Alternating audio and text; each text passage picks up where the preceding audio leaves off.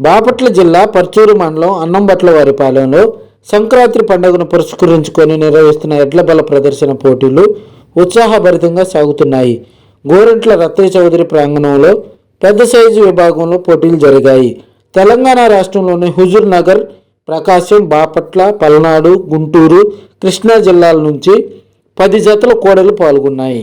20 క్వింటాళ్ల బరువైన బండను అత్యధిక దూరం లాగించి విజేతగా నిలిచేందుకు పశుపోషకులు ప్రయత్నించగా తిలకించేందుకు వచ్చిన ప్రజలు ఈలలు వేచి ఉత్సాహపరిచారు.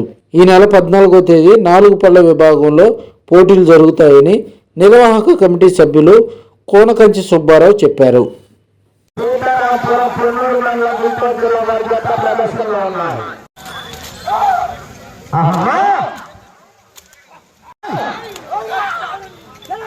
ప్రతి జత ప్రతి రైతులు ఉత్సాహపరచాలి, ఎంకరేజ్ చేయాలి.